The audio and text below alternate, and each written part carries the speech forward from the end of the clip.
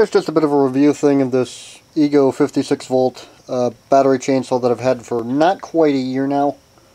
I'd say about 9 months, 10 months thereabouts. And overall quite a good tool, especially for within its limitations, although I have taken down some respectable trees. I mean about, so like 8-inch diameter trunks. Again, chainsaw, this can kill you, this can drop trees that can kill you on the way down, etc., usual safety rubbish. But quite a useful tool, especially given that with this, the only consumable that you need is the bar oil, because, I mean, I can generate my own electricity, both with, fuel generators and, solar farm. One thing that is quite useful with this, though, speaking of the bar oil, is because of the filter that's in this, you can pour oil into this a lot faster than it'll go into the tank, and it'll slop all over the saw, is get one of these. This is what's known as an irrigation syringe. Find these in a number of places. This one I got from a tool guy at a ham fest. You can get them online from various suppliers, probably even Amazon. And all this is basically just an oversized syringe with about a not quite 1/4 inch diameter. I'd say maybe like a 200 mil 1/4 inch thereabout orifice on the needle. And so you basically fill this up with the bar oil, and then you can squirt this in fairly slowly, slow enough that A, it'll go in without slopping all over the saw, and B, it gives you a control over how much you can put in this. Although, word of warning, because of the viscosity of the bar oil, I would recommend leaving a bit of an airspace, otherwise it'll be kind of hard to pull the thing out, just because of all the bar oil sticking the plunger to the end of the syringe. And the biggest problem that really is with this isn't really that much of a problem. It's more of a UI thing, because the charge indication, which is where you push the button on the end and it'll glow either green or red. Green if it's above 30% charge, or thereabouts. Red if it's at or below that, or something along those lines. What would be much better is either if this had a series of LEDs around the periphery of the ring, where more of the ring would light up. That would just basically give you more of granularity of that charge indication, much like what's done on the Ryobi 1 Plus series batteries. Or if this lit up different colors, say red, yellow, green, and blue, or red, yellow, blue, green, based on the charge. Now, one thing about this is that this is not going to be a substitute for something like a really big gasoline-powered saw like that thing. Got a 28-inch bar, or even some of the other ones, but definitely it is getting up there with the smaller gasoline saws on the market. And one big advantage of this thing, it's quiet compared to a saw. I mean, I can use this thing, no hearing protection whatsoever, which also allows you to hear if the tree you're cutting, or especially if the tree you're bucking, is moving in ways you don't want to, because there's usually, but not always, some acoustic cues. And, yeah, the noise.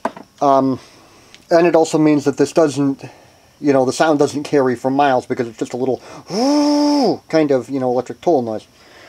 And another useful feature about this is because of the toolless adjustment, it doesn't have one of these things which the gremlins can eat or can disappear out in the woods, and especially because it's kind of a dark, oxide finish color, you drop it on the ground, you're never going to find it.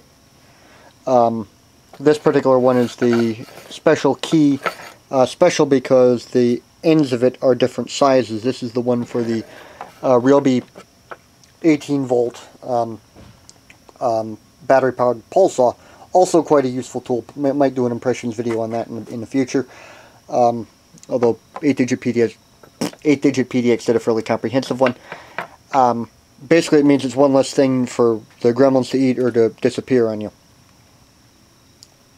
And as far as using bigger batteries, because this is the 2 ampere hour one, which is the stock one with the saw, they do make bigger ones all the way from 2.5 ampere hours, so effectively 140 watt hours. This one's 112 watt hours.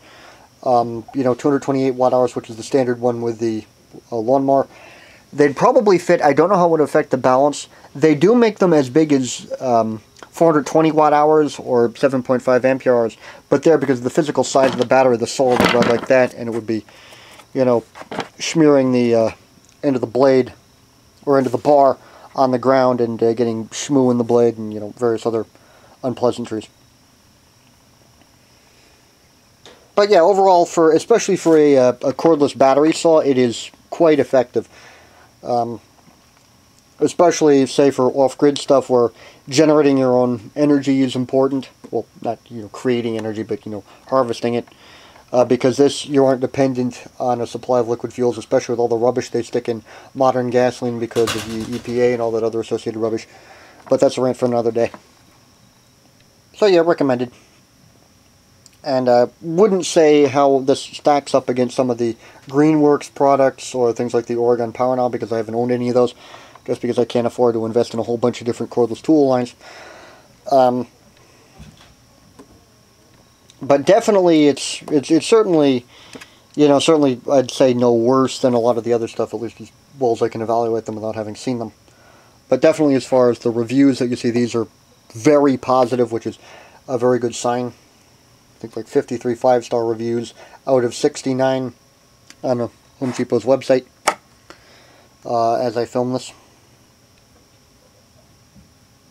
And as just a bit of a review addendum, it does occasionally like to leak some oil. You can see a couple of oil spots there on the plywood. It did a little when I first got this particular saw. Then it stopped for quite some time, although it tends to leak, like you can see a bit of the oil schmoo in the chain brake mechanism, if it's stored upside down, which I initially did, or if it's stored on the side, which I initially did to try and keep oil from leaking out.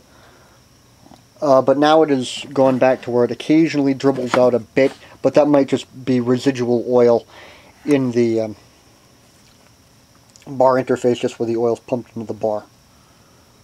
So yeah, basically as a tool long didn't read. Definitely not a standalone saw if you're going to be doing any kind of serious cutting, but it's definitely a complement to gasoline saws, and also means that you can save wear and tear on these for big stuff, like the 28-inch bar job right there. That's for big, logging, which we do have to do occasionally, which is why we have it. Of course, also, we got this all for free. Some people were throwing it out and gave it to us to take to the dump, so we took it. It worked. So we now have that as a big man saw, but definitely a complementary tool, especially if you have a means of producing decent amounts of electricity in an off-grid system. Or if you, say, chop down a big tree with one of those and you buck it with this.